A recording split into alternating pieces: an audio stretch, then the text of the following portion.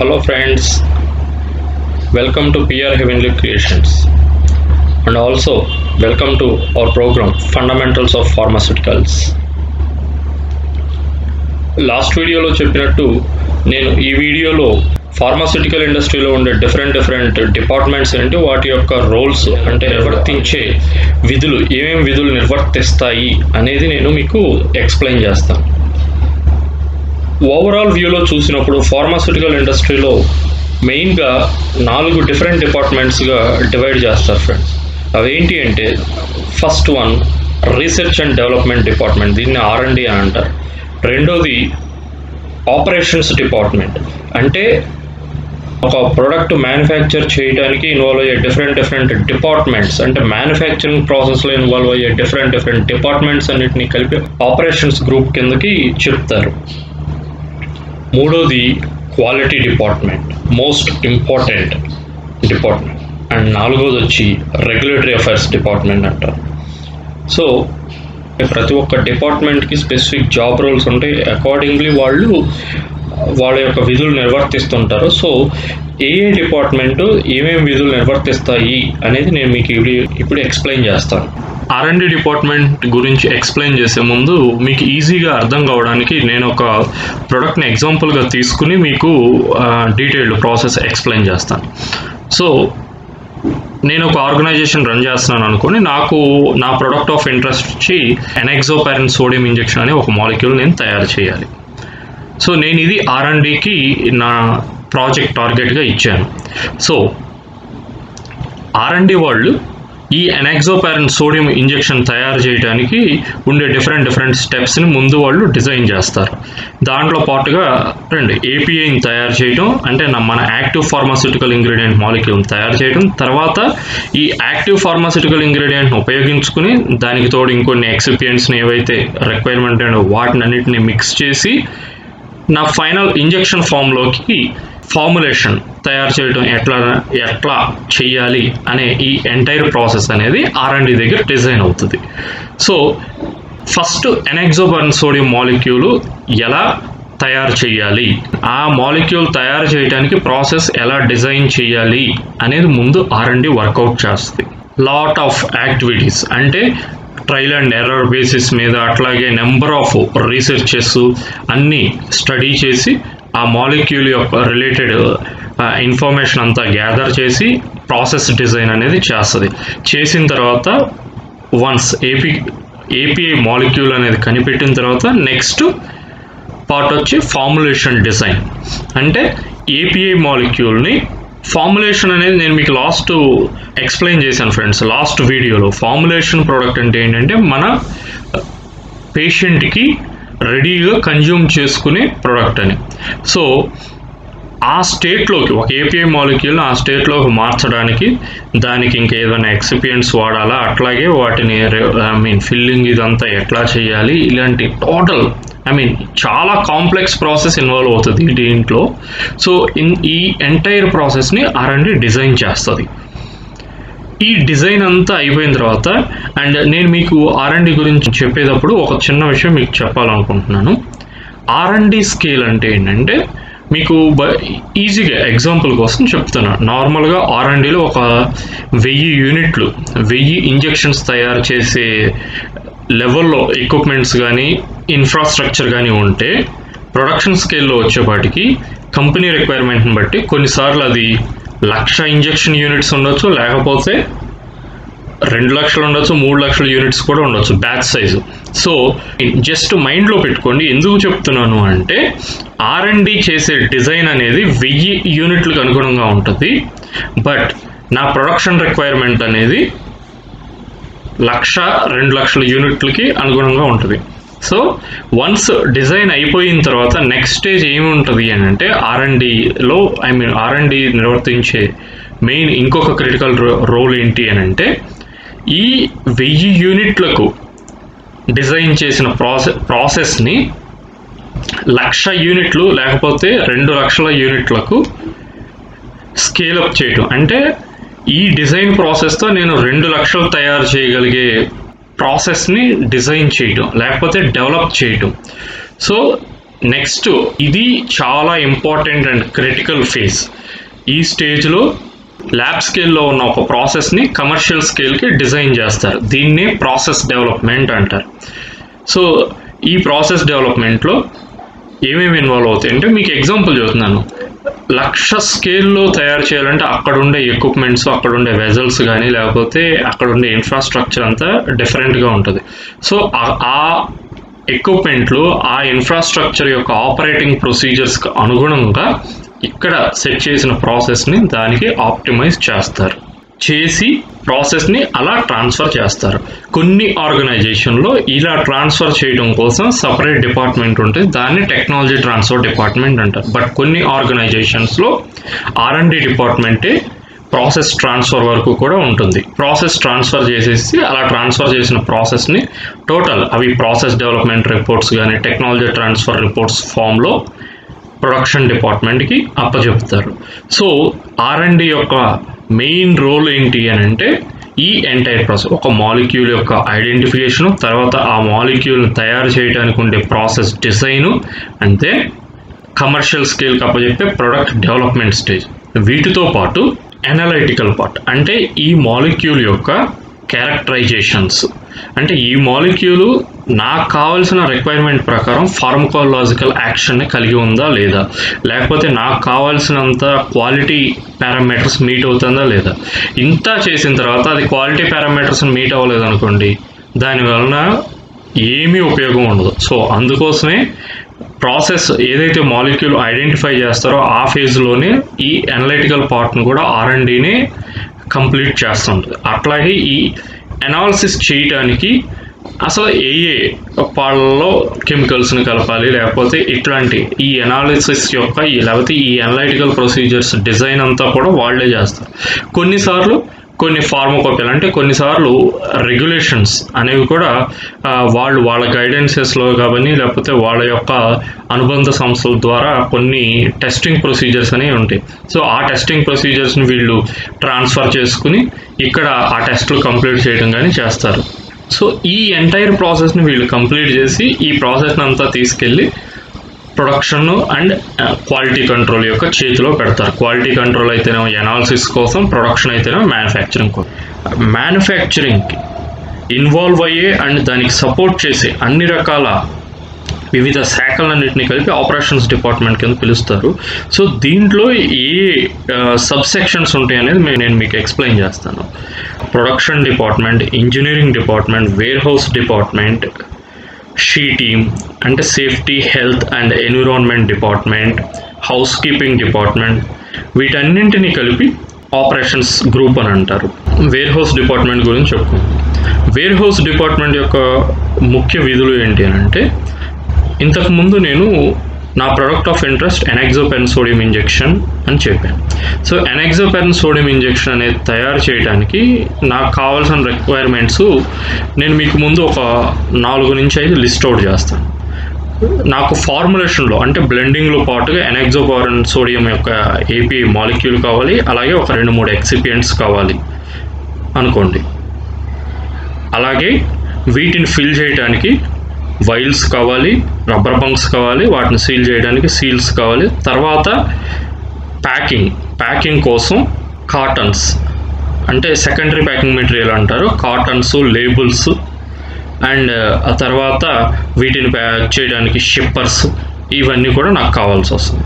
So where house department యొక్క ముఖ్యమైన విధి ఏంటి అని అంటే, ప్రొడక్షన్ ప్లాన్ను బట్టి ఈ రిక్వైర్డ్ రిసోర్సెస్ అన్నిటినీ రెడీగా తెచ్చి పెట్టుకోవడం. అంటే నా యొక్క ప్రొడక్షన్ ప్లాన్ బట్టి ఈ రిసోర్సెస్ అన్నింటినీ ఇండెంట్ చేసుకోవడం, అట్లాగే వచ్చిన తర్వాత రిసీవ్ చేసుకున్న తర్వాత అవి రిక్వైర్డ్ అంటే ఎట్ ద టైమ్ ఆఫ్ ఆ రిసీవ్ చేసుకునే స్టేజ్కి అవి ఫిజికల్గా మంచి కండిషన్లో ఉన్నాయా, లేకపోతే కొన్నిసార్లు ట్రాన్స్పోర్టేషన్లో పగిలిపోవటం, డ్యామేజ్ అవటం జరుగుతుంది. అలాంటి వాటిని మళ్ళీ రిటర్న్ చేసేసేస్తారు. అలా చేసుకున్న తర్వాత వీళ్ళు వాటిని తీసుకెళ్ళిపోయి క్వారంటైన్ అంటారు, ఆ స్టేజ్లో పెట్టుకుంటారు. క్వారంటైన్లో పెట్టుకున్న తర్వాత క్వాలిటీ కంట్రోల్ టీమ్కి ఇన్ఫామ్ చేస్తారు. క్వాలిటీ కంట్రోల్ టీం వచ్చి వాటి నుంచి శాంపిల్స్ తీసుకుని శాంపిల్స్ అన్ని టెస్ట్ చేసుకుని వాళ్ళ టెస్ట్లన్నీ కూడా ఈ మెటీరియల్స్ పాస్ అయితే క్వాలిటీ కంట్రోల్ టీము అప్రూవల్, అంటే ఈ మెటీరియల్స్ మీ ప్రాసెస్లో యూజ్ చేసుకోవచ్చు అని అప్రూవల్ ఇస్తుంది. సో అలా అప్రూవల్ ఇచ్చిన ప్రొడక్ట్స్ని మళ్ళీ వీళ్ళకి డిఫరెంట్ రూమ్స్ ఉంటాయి. అప్రూవ్డ్ మెటీరియల్ స్టోరేజ్ రూమ్స్ అని అట్లా సెగ్రిగేట్ చేసుకున్న తర్వాత ప్రొడక్షన్ రిక్వైర్మెంట్ని బట్టి ప్రొడక్షన్ ఎప్పుడైతే వీళ్ళకి నాకు ఈ మెటీరియల్ కావాలని రిక్వెస్ట్ పెడుతుందో ఆ రిక్వెస్ట్ ప్రకారం ఈ మెటీరియల్ని ఇష్యూ చేయడం. సో ఈ ప్రాసెస్ అంతా వేర్ హౌస్ పెర్ఫామ్ చేస్తుంది. వీటన్నిటినీ ఒకే వర్డ్లో చెప్పాలి అంటే ఇండెంటింగ్ అండ్ స్టాక్ మెయింటెనెన్స్, అలాగే ప్రొడక్షన్ రిక్వైర్మెంట్ ప్రకారం డిస్పెన్స్ చేయటం. ఓన్లీ ఈ మెటీరియల్స్ అంటే అది రా మెటీరియల్ అవ్వచ్చు, ప్యాకింగ్ మెటీరియల్ అవ్వచ్చు, అంటే వైల్స్, కంటైనర్స్ ఇవైనా కావచ్చు. వైల్స్, ప్యాకింగ్ మెటీరియల్, అంటే వైల్స్, బంక్స్, సీల్స్, లేకపోతే సెకండరీ ప్యాకింగ్ మెటీరియల్స్ ఏవైనా డిస్పెన్సింగ్ అంతా త్రూ డిస్పెన్సింగ్ కానీ ఇష్యూయన్స్ కానీ అంతా త్రూ వేర్ హౌస్ డిపార్ట్మెంట్ ద్వారానే జరుగుతుంది. అలాగే వన్స్ మ్యానుఫ్యాక్చరింగ్ అయిపోయి ప్యాకింగ్ అయిపోయి ఇంకా రెడీ టు డిస్పాచ్ స్టేజ్లో ఉన్న మెటీరియల్ అంతా కూడా వేర్ హౌస్ షిఫ్ట్ అయ్యి వేర్ హౌస్ ద్వారా డిస్పాచ్ అనేది జరుగుతుంది. సో ఇవన్నీ వేర్ హౌస్ యొక్క మెయిన్ రోల్స్ అండ్ రెస్పాన్సిబిలిటీస్. వీటితో పాటు ఇంకొక మెయిన్ క్రిటికల్ రోల్ ఏంటి అంటే compliance to established standard operating procedures. అంటే ఈ విధులన్నీ నిర్వర్తించేటప్పుడు వాళ్ళు రాసుకున్న ప్రొసీజర్స్ని మీట్ అవ్వటం అనేది ప్రతి ఒక్క డిపార్ట్మెంట్ యొక్క మెయిన్ క్రిటికల్ రోల్. ఇది ఫ్రెండ్స్ వేర్ హౌస్ డిపార్ట్మెంట్ యొక్క main responsibilities. Next production department, the most important department for any organization. ఒక ప్రోడక్ట్ అనేది తయారయ్యేది అంతా కూడా ఈ ప్రొడక్షన్ డిపార్ట్మెంట్ యొక్క చేతుల్లోనే.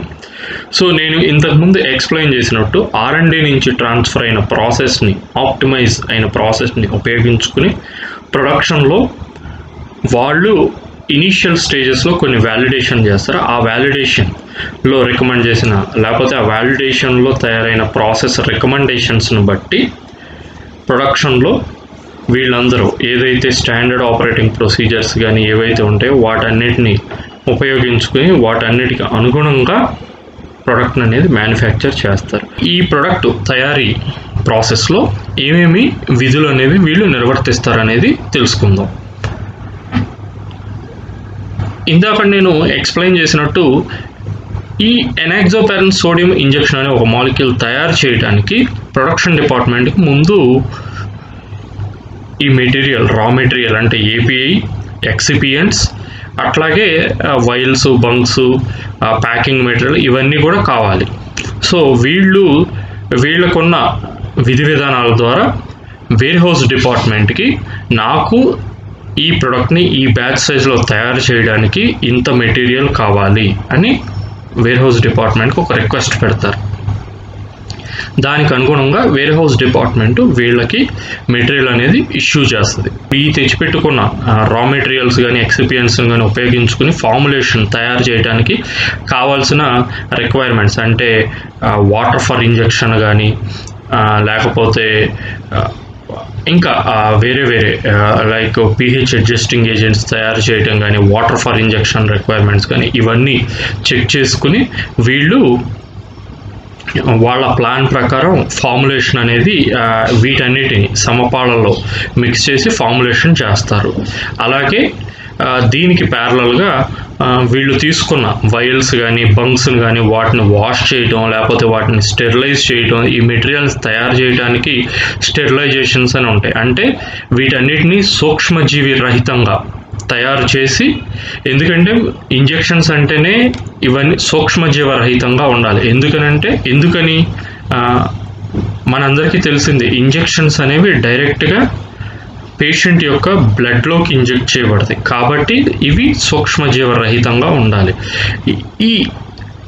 ఈ ఫైనల్ ఇంజెక్షన్ అనేది సూక్ష్మజీవరహితంగా ఉండాలి అని అంటే మ్యానుఫ్యాక్చరింగ్ స్టేజ్లో వేరు స్టెప్స్లో వీళ్ళు యూజ్ చేసే మెటీరియల్స్ అన్నీ కూడా అదే విధంగా ఉండాలి. లేకపోతే ఏమవుతుంది, ఏదో ఒక చిన్న లూప్ ద్వారా ఒక ఆర్గానిజం కానీ మైక్రో ఆర్గానిజం ఇంట్రడ్యూస్ చేయడం అనేది జరిగిపోతుంది. సో ఇవన్నీ అవాయిడ్ చేయడానికి దీంట్లో యూజ్ చేసే మెటీరియల్స్ అన్ని స్టెరిలైజ్ చేయటం, అట్లాగే ఈ వైల్స్ని వీటన్నిటిని కూడా డీపైరోజనేషన్స్ అంటారు. అంటే టన్నెల్స్ అని ఉంటాయి ఫ్రెండ్స్, దగ్గర 300 డిగ్రీల సెంటీగ్రేడ్తో రన్ అవుతూ ఉంటాయి. వాటి ద్వారా పాస్ చేసి వాటిని సూక్ష్మజీవరహితంగా తయారు చేస్తారు. ఈ మ్యానుఫ్యాక్చరింగ్ చేస్తారు. ఆ ఫెసిలిటీస్ కూడా చాలా రెగ్యులేటరీ క్లాసిఫికేషన్స్ ప్రకారం హై స్టాండర్డ్స్లో మెయింటైన్ అవుతూ ఉంటాయి. సో వాటిని మెయింటైన్ చేసే బాధ్యత కూడా ప్రొడక్షన్ డిపార్ట్మెంట్ లోనే ఉంటుంది. అంటే లోపల ఉన్న ఫెసిలిటీని రిక్వైర్మెంట్స్ ప్రకారం మెయింటైన్ చేసుకోవడం అనేది కూడా ప్రొడక్షన్ డిపార్ట్మెంట్ యొక్క ఒక బాధ్యత. సో అటువంటి హై క్లాసిఫైడ్ ఏరియాస్లో వీళ్ళు తయారు చేసిన ఫార్ములేషన్ని వైల్స్లో ఫిల్ చేసి దాన్ని సీల్ చేసి బయటికి పంపిస్తారు. సో ఇక్కడికి ఫిల్లింగ్ అండ్ సీలింగ్ ప్రాసెస్ లేకపోతే కంటైనరైజేషన్ అంటారు, అది కంప్లీట్ అవుతుంది. తర్వాత ఈ వైల్స్ మీద లేబుల్స్ కానీ ఎట్లాంటివి ఉండవు. సో ఈ వైల్ని అట్లా మనం బయటికి పంపించేసామనుకోండి, ఎవ్వరికి ఏమీ తెలియదు ఇది ఏం వైలు, దీనిలో ఉన్న ప్రొడక్ట్ ఏంటి అనేది తెలియదు. సో దానికోసం ప్రతి ఒక్క వైల్ని యూనిక్గా ఐడెంటిఫై చేయడం కోసం లేబులింగ్ అనేది చేస్తారు. ఆ లేబుల్స్ మీద ఆల్రెడీ ఈ ప్రొడక్ట్ ఏంటి, ఎంత స్ట్రెంగ్త్ ఉంది దీంట్లో, అట్లాగే ఏమేమి ఎక్సిపియన్స్ వాడాము, ఎవరు తయారు చేశారు, ఏ బ్యాచ్లో తయారైంది, దీని మ్యానుఫ్యాక్చరింగ్ ఎప్పుడు, ఎక్స్పైరీ ఎప్పుడు, ఇలాంటి కొన్ని మినిమం రిక్వైర్మెంట్స్ అనేవి రిక్వైర్మెంట్స్ అనమాట. వాటన్నిటినీ కూడా ఈ వైల్ లేబుల్స్ కలిగి ఉంటాయి. సో ఆ లేబుల్స్ని ఈ వైల్స్ మీద పేస్ట్ చేసి, తర్వాత మనకు తెలిసిందే కదా, ప్రతి ఒక్క వైల్ వచ్చేటప్పుడు దానికి బయట కొన్ని ప్యాక్ స్టైల్స్లో ఉంటాయి. మనం షాపుల్లో కూడా చూస్తాం ప్రతి ఒక్కదాన్ని. సో అట్లా ఆ అవుటర్ కాటన్స్లో వీటిని ప్యాక్ చేసి అన్ని సర్టెన్ రూల్స్ అండ్ రెగ్యులేషన్స్ ప్రకారం వైల్ అనేది ఈ ఎంటైర్ బ్యాచ్ని డిస్పాచ్ కోసం రెడీ చేస్తారు. ఇది మెయిన్గా ప్రొడక్షన్ యొక్క రెస్పాన్సిబిలిటీ. ప్రొడక్షన్ లాగానే ఇంజనీరింగ్ డిపార్ట్మెంట్ కూడా చాలా క్రిటికల్ రోల్ ఫ్రెండ్స్. ఒక ఆర్గనైజేషన్లో ఒక ఫెసిలిటీ స్టార్టింగ్ స్టేజ్ నుంచి, అంటే ఒక ఫెసిలిటీ కన్స్ట్రక్షన్ స్టేజ్ నుంచి ఇంజనీరింగ్ డిపార్ట్మెంట్ ఇన్వాల్వ్ అవుతుంది. కన్స్ట్రక్షన్ ప్రాజెక్ట్స్ డిపార్ట్మెంట్తో కోఆర్డినేట్ చేయడం, కన్స్ట్రక్షన్లో పాలు పంచుకోవడం, తర్వాత కన్స్ట్రక్షన్ కంప్లీట్ అయిపోయిన తర్వాత కొత్త ఎక్విప్మెంట్స్ వస్తే ఆ ఎక్విప్మెంట్స్ ఇన్స్టాల్ చేయడం, ఆ ఎక్విప్మెంట్స్ యొక్క క్వాలిఫికేషన్స్, ఆ ఎక్విప్మెంట్స్ కమర్షియల్ ఆపరేషన్స్ రిలీజ్ చేయడం, అలాగే ఎక్విప్మెంట్స్తో పాటు ఫెసిలిటీని కూడా కమర్షియల్ ఆపరేషన్స్కి రెడీ చేయడం, ఇవన్నీ ఒక ప్రోడక్ట్ మ్యానుఫ్యాక్చరింగ్ కంటే ముందు అయితే ప్రొడక్ట్ అనేది తయారు చేయడానికి ఫెసిలిటీని రిలీజ్ చేసిన తర్వాత ప్రొడక్షన్ డిపార్ట్మెంట్తో పాటు ప్యారలల్గా చాలా critical roles engineering department perform చేస్తుంది. ఎగ్జాంపుల్గా చెప్పాలంటే ఒక ఫెసిలిటీ గురించి చెప్తే, లోపల ఇంటర్నల్ ఎన్విరాన్మెంట్ మానిటరింగ్ అంతా ప్రొడక్షన్ డిపార్ట్మెంట్ చూస్తే, అంటే ఆ ఏరియా యొక్క క్లీన్లీనెస్ కానీ, ఒక ఏరియా యొక్క క్లీన్లీనెస్ కానీ, లేకపోతే ఇంటర్నల్గా ఎక్విప్మెంట్స్ క్లీనింగ్స్ ఇట్లాంటివన్నీ ప్రొడక్షన్ డిపార్ట్మెంట్ చేస్తే, ఆ ఫెసిలిటీ యొక్క మెయింటెనెన్స్, అంటే ఆ ఫెసిలిటీలో వీళ్ళు ఏదైతే ఆ ఫెసిలిటీ అలా మెయింటైన్ అవ్వడానికి ఏదైతే ఎక్విప్మెంట్ సపోర్ట్ చేస్తున్నాయో, లైక్ ఎలక్ట్రిసిటీ కానీ అండ్ ఏహెచ్యూస్ కానీ, అంటే హెచ్వాక్ సిస్టమ్స్ కానీ, ఇవన్నీ వీటన్నింటినీ సక్రమంగా మెయింటైన్ చేసేటట్టు ఎన్ష్యూర్ చేసుకుని ఫెసిలిటీలో కావాల్సిన ఎన్విరాన్మెంటల్ కండిషన్స్ అనేది ప్రాపర్గా మెయింటైన్ చేయడానికి సపోర్ట్ చేసే టీం ఇంజనీరింగ్ టీం. అలాగే వీటితో పాటు ఇంటర్నల్ ఎక్విప్మెంట్స్ యొక్క మెయింటెనెన్స్ వ్యాలిడేటెడ్ స్టేట్లో, అంటే ఎప్పుడు పనిచేసే స్టేట్లోనే ఉండేటట్టు మెయింటైన్ చేయటం అనేది కూడా ఇంజనీరింగ్ యొక్క ముఖ్య కర్తవ్యం. ఏదైనా బ్రేక్ డౌన్ డ్యూరింగ్ ఒకవేళ ఆపరేషన్ జరుగుతున్నప్పుడు కానీ లేకపోతే తర్వాత కానీ ఏదైనా బ్రేక్ డౌన్ వస్తే ఎక్విప్మెంట్ను వాటిని రెక్టిఫై చేయడం, అట్లాగే వాటి లైఫ్ లాంగ్ వాటిని ప్రాపర్ కండిషన్లో మెయింటైన్ చేయడం, పీరియాడిక్గా మెయింటెనెన్స్లు చేసుకోవడం, ఇవన్నీ కూడా వాటిని ప్రివెంటివ్ మెయింటెనెన్స్లు అంటారు. ఇవన్నీ కూడా ఇంజనీరింగ్ డిపార్ట్మెంట్ యొక్క రోల్స్ అండ్ రెస్పాన్సిబిలిటీస్. వీటితో పాటు చాలా వ్యాలిడేషన్స్లో ఇన్వాల్వ్ అవటం, వ్యాలిడేషన్స్లో క్వాలిటీ అష్యూరెన్స్ డిపార్ట్మెంట్స్కి సపోర్ట్ చేయడం, అట్లాగే కంప్యూటర్ సిస్టమ్ వ్యాలిడేషన్స్లో ఇన్వాల్వ్ అవటం, వెండర్స్తో కోఆర్డినేట్ చేయటం, ఎక్స్టర్నల్ వెండర్స్ ఉంటారు వాళ్ళని కోఆర్డినేట్ చేసి మెషిన్స్లో ఏదైనా ఫాల్ట్స్ వచ్చినా లేకపోతే వ్యాలిడేషన్స్లో ఏదైనా రిక్వైర్మెంట్ ఉన్నా వాళ్ళందరితో కోఆర్డినేట్ చేసి ఈ మ్యానుఫ్యాక్చరింగ్ అనేది మాత్రం కంటిన్యూస్గా జరగడానికి సపోర్ట్ చేయడం అనేది ఇంజనీరింగ్ డిపార్ట్మెంట్ యొక్క మెయిన్ రోల్. వీటితో పాటు మ్యానుఫ్యాక్చరింగ్ రన్ అవ్వడానికి కావాల్సిన యూటిలిటీస్ని అందించడం కూడా ఇంజనీరింగ్ డిపార్ట్మెంట్ యొక్క మెయిన్ రెస్పాన్సిబిలిటీ. యూటిలిటీస్ అంటే సపోజ్ వాటర్ ఫర్ ఇంజెక్షన్ అనేది కావాలి. ఇంజెక్షన్స్ మ్యానుఫ్యాక్చరింగ్లో WFI అంటారు. వాటర్ ఫర్ ఇంజెక్షన్ అనే దానికి చాలా క్రిటికల్ రోల్ ఉంటుంది, అదే main solvent. So water for ఇంజెక్షన్ని కంటిన్యూస్గా సపోర్ట్ చేసే మెయిన్ క్రిటికల్ రోల్ అనేది ఇంజనీరింగ్ కంట్రోల్లో ఉంటుంది. అలాగే ప్రాసెస్లో కావాల్సిన గ్యాసెస్, నైట్రోజన్ కానీ కంప్రెస్డ్ ఎయిర్ కానీ ఇలాంటివన్నిటినీ కూడా మెయింటైన్ చేయడం అనేది, వీటన్నిటిని అందించడం కూడా ఇంజనీరింగ్ బాధ్యత. చూసారా ఫ్రెండ్స్, ఒక ప్రొడక్ట్ మ్యానుఫ్యాక్చరింగ్లో ఇంజనీరింగ్ డిపార్ట్మెంట్కి ఎంత క్రిటికల్ రోల్ ఉంటుందో. షీటింగ్, దీన్ని సేఫ్టీ, హెల్త్, ఎన్విరాన్మెంట్ డిపార్ట్మెంట్ అంటారు. పేరులోనే ఉంది ఫ్రెండ్స్, సేఫ్టీ. ఏ ఆర్గనైజేషన్కైనా the first focus is employee safety. So ఈ టీం యొక్క మెయిన్ రెస్పాన్సిబిలిటీ ఏంటి అని అంటే, ఒక ప్రోడక్ట్ మ్యానుఫ్యాక్చరింగ్ ఏరియాలో కానీ లేకపోతే ఒక ప్రోడక్ట్ తయారు చేసేటప్పుడు కానీ దాని అనాలిసిస్లో కానీ అండ్ ఈ ఫెసిలిటీలో కానీ చేసే డిఫరెంట్ యాక్షన్స్ వలన అటు ఎంప్లాయీస్కి కానీ లేకపోతే అటు హ్యూమన్ బీయింగ్స్కి కానీ ఎన్విరాన్మెంట్కి కానీ అట్లాగే హెల్త్ ఎక్స్పోజర్ లైక్ అది హ్యూమన్స్ అవ్వను కానీ లేకపోతే ఎటువంటి వైబుల్ క్రియేచర్స్కి కానీ హెల్త్ రిస్క్ అనేది క్రియేట్ కాకుండా ఎన్ష్యూర్ చేసుకునే team safety department. Housekeeping టీమును కూడా ఆపరేషన్స్ డిపార్ట్మెంట్లోనే కన్సిడర్ చేస్తారు ఫ్రెండ్స్. వినడానికి చాలా చిన్న టీం లాగా లేకపోతే అంత రెస్పాన్సిబిలిటీ ఏముంటుంది, లేకపోతే ఒక ప్రొడక్ట్ మ్యానుఫ్యాక్చర్కి హౌస్ కీపింగ్కి ఏంటి సంబంధం అని అనుకోవచ్చు. కానీ ఫార్మాస్యూటికల్ ప్రిపరేషన్స్లో హౌస్ కీపింగ్ టీం యొక్క రెస్పాన్సిబిలిటీ అనేది స్లో పాయిజన్ లాంటిది. వీళ్ళ మెయిన్ రోల్స్ ఏముంటాయంటే ఫ్రెండ్స్, క్లీనింగ్, సర్ఫేసెస్ నుంచి మైక్రోబ్స్ని కానీ లేకపోతే ఇంకేదైనా కంటామినెంట్ని కానీ రెడ్యూస్ చేయడంలో క్లీనింగ్ అనేది మోస్ట్ ఇంపార్టెంట్ యాక్టివిటీ. అంత ఇంపార్టెంట్ యాక్టివిటీని పెర్ఫామ్ చేసే గ్రూపు హౌస్ కీపింగ్ టీం. ఒక ఫెసిలిటీ యొక్క ఎక్స్టర్నల్ బౌండరీస్లో ఈ టీం పెర్ఫామ్ చేసే యాక్టివిటీస్ చాలా ఇంపార్టెంట్ రోల్ ప్లే చేస్తాయి. ఫర్ ఎగ్జాంపుల్, ఒక ఎక్స్టర్నల్ పెరిఫరీలో ఉన్న ఇన్సెక్టోక్యూటర్ క్లీనింగ్ అనేది చేయకపోవడం వలన అక్కడ కౌంట్స్ పెరిగి అవి ఫెసిలిటీ లోపలికి వచ్చే ఛాన్సెస్ ఉంటాయి. పెస్ట్ అండ్ రొడెంట్ కంట్రోల్ మేనేజ్మెంట్ అనేది కూడా ప్రాపర్గా చేయకపోతే రొడెంట్స్ అనేవి ఫెసిలిటీలోకి ఎంట్రీ జరుగుతుంది. రొడెంట్స్ కానీ పెస్ట్స్ కానీ ఫెసిలిటీలోకి రావడం జరుగుతుంది. ఈ రొడెంట్స్ కానీ పెస్ట్స్ కానీ ఫెసిలిటీలోకి ఎంట్రీ జరిగిన తర్వాత మీరే జస్ట్ ఊహించండి ఏం జరుగుతుంది. ఆబ్వియస్లీ ఇవే సర్టెన్ మైక్రో ఆర్గానిజమ్స్ని కానీ లేకపోతే డిసీజెస్ని కానీ కంటామినెంట్స్ని కానీ ట్రాన్స్ఫర్ ఏజెంట్స్గా పనిచేస్తాయి. సో ఇవన్నీ కూడా పెస్ట్ అండ్ రొడెంట్ కంట్రోల్ మేనేజ్మెంటు అట్లాగే ఈ ఎక్స్టర్నల్ క్లీనింగ్ పార్ట్ అంతా కూడా హౌస్ కీపింగ్ టీమ్ కంట్రోల్లో ఉంటుంది. అండ్ ఇది చాలా ఇంపార్టెంట్ అండ్ కంట్రోల్లో ఉండాల్సిన area friends. Supply chain management.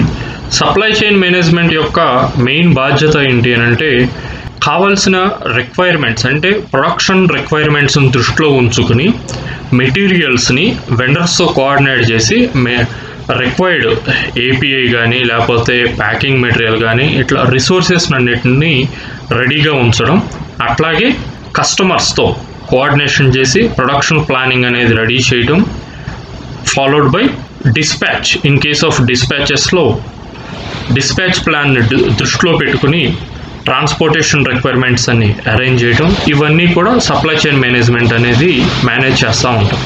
ఇవి ఫ్రెండ్స్ ఫార్మాస్యూటికల్స్లో R&D department and operations group perform చేసే మెయిన్ రోల్స్ అండ్ రెస్పాన్సిబిలిటీస్. అలాగే నా నెక్స్ట్ కమింగ్ వీడియోలో quality and regulatory affairs department అనేది ఏమేమి రోల్స్ పెర్ఫామ్ చేస్తారో ఎక్స్ప్లెయిన్ చేస్తాను. ఈ వీడియో మీకు నచ్చిందని అనుకుంటున్నాను ఫ్రెండ్స్. ఈ వీడియో కానీ మీకు నచ్చితే ఈ వీడియోని లైక్ చేయండి, అలాగే షేర్ చేయండి.